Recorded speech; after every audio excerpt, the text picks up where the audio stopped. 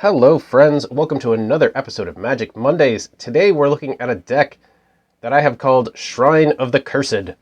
It is with the commander Esika, God of the Tree. This is the one that has the 5-color prismatic bridge. I know I've done a commander deck with this before, but it's such a versatile card. I'm doing another one. So at the beginning of your upkeep, reveal cards from the top of your library until you reveal a creature or planeswalker, put it into the battlefield. Every turn, just go until you find a creature. Pretty simple. And we've only got 7 creatures in this deck, with 6 instants, 5 sorceries, 13 artifacts, and 33 enchantments. So it's an enchantment-heavy deck with an average mana cost of 3.6. It's like 52 non-creatures in here. It's ridiculous. But the idea was I wanted to play with curses. I feel like curses don't get enough love. If I were making this deck in paper with actual physical cards, the one card, and I'm sure there's other versions of this card that have been printed since, but I'm an old school player. The one card I'd really want to include in here is Portcullis, which limits how many creatures can be on the battlefield at a time. It's an old artifact from Tempest, or at least the Tempest block. I think it was Tempest. I have a Portcullis upstairs in my box of cards, but it's not in this game. It's not in Arena, so I can't put in Portcullis. And like I said, I'm sure there's something that has a similar ability that could work in here, but I don't know if it's in Arena or not, and I don't know what it would be called. So it's not here. Basically, as you saw, lots of enchantments. But first, let's kind of highlight the creatures quick, just so you have an idea of what we're going for here. This Naturalist, enchantment spells cost 1 less to cast. Basic, simple, can pull it out. Easy enough if you have a better idea for it, but I like reducing the cost of my stuff. Sithis, whenever you cast an enchantment, gain a life and draw a card. Really cool. Creatures. I mean, Curse of Leeches is kind of a creature, but it is a curse. So attach it to a player. At the beginning of Enchanted Player's upkeep, they lose a life and you gain a life, but it also has Daybound, so it can turn into a 4/4 lifelink Leech Horror. But I really want it there as a curse, honestly. Other creatures, we've got Satyr Enchanter. Whenever you cast an enchantment spell, draw a card. So it's about keeping the card draw going for the most part.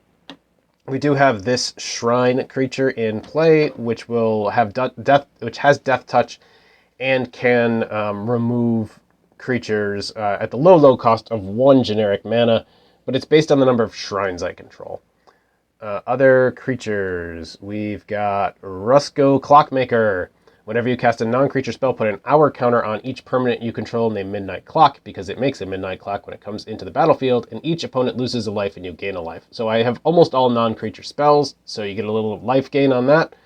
And also Midnight Clock will just, refresh your hand, refresh the graveyard, all that stuff. It's just a really good card.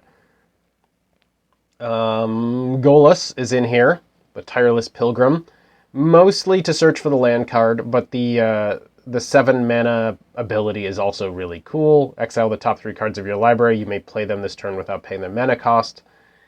And I believe our final creature is the Nyx Bloom Ancient. If you tap a permanent for mana, it produces 3 times as much of that mana instead. This plus this is so stupid fun, because you can do this Golas ability 3 or 4 times in a turn, no problem. So, those are the creatures. We have our normal array of mana rocks: Chromatic Lantern, Altar of the Pantheon, Phial of Galadriel, Replicating Ring, blah, blah, blah, blah, blah. You guys know what mana rocks are at this point if you've been watching this series.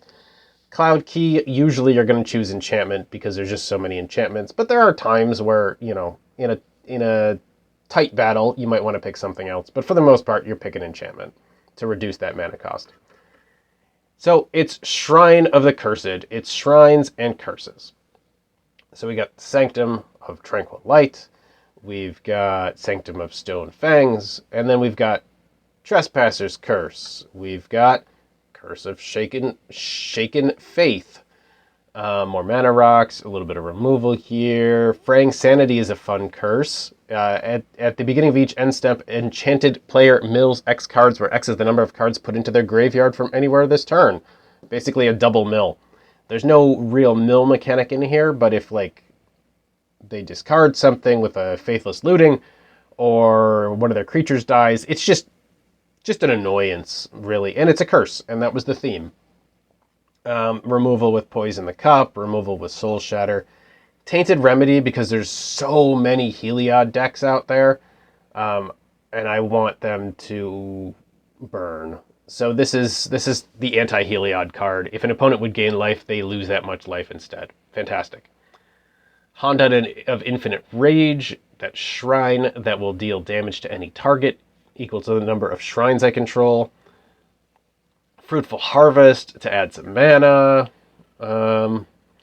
We got Cleansing Fire to gain some life when that shrine. We've got a tax card here with Smothering Tithe. We got some draw power with Kumina's Awakening. Sanctum of Calm Waters for some draw power. Hondon of Night's Reach for some discard power.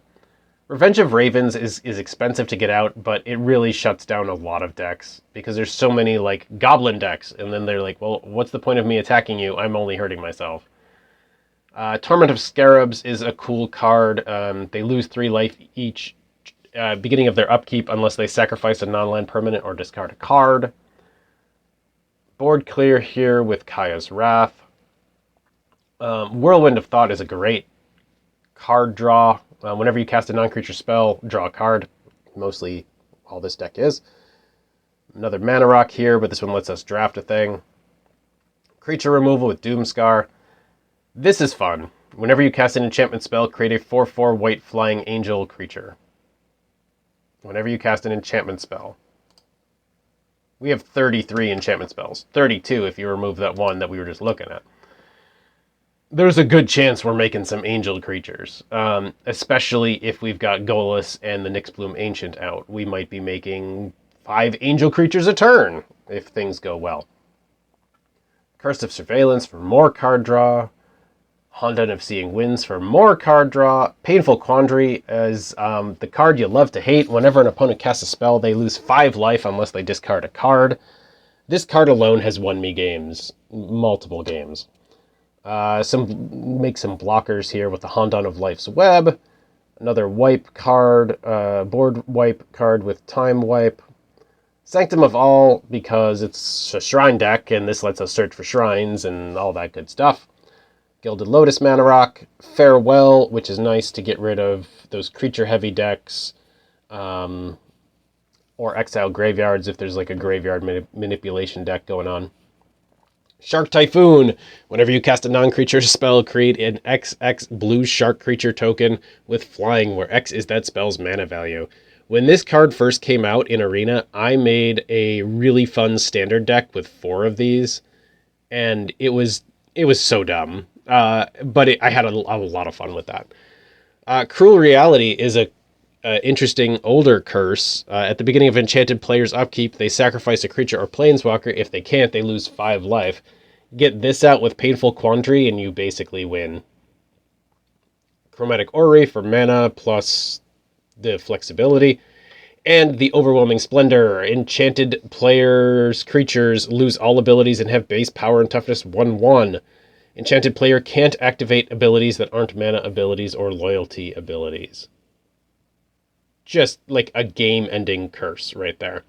And then we got a lot of lands, a lot of different lands, but it's basically what you'd expect. The tricolor stuff that comes in tapped, World Tree, of course, a bunch of dual-colored lands, and notice there's like not a single basic land in here. Not a single basic land. That's why we don't have cards like Cultivate in here. But that's the deck. I hope you guys enjoy it. It was just a stupid idea. Like, I wanted to play with curses. And I'm like, well, there's not enough curses to make a deck with it. So let's make it curses and shrines. And I think it's really fun to play. It's a deck I made quite a while ago, and I come back to a lot, and I've done some updating to it. But I hope you guys enjoy the games. I hope you guys enjoy this episode. If you do, please like, comment, subscribe. You know the drill. It's YouTube. You know what happens on YouTube. Please check out some of my other stuff. I'm closing in on 200 episodes of stuff, across all sorts of things. This episode of Magic Monday is in the 20s. I don't remember exactly what number I'm on. I'll figure it out after I record this. 24, 25, something like that. So, but there's a ton of stuff on the channel. I'm trying to do stuff that everybody can find something they enjoy, whether it's Bomb Rush Cyberpunk, whether it's Magic, whether it's 7 Days to Die, or retro gaming, or whatever. Classic RPGs. Like, I'm doing a lot of different stuff. I hope you guys check it out. I hope you enjoy this episode, and I hope you take care of yourselves and each other. Let's get to some games.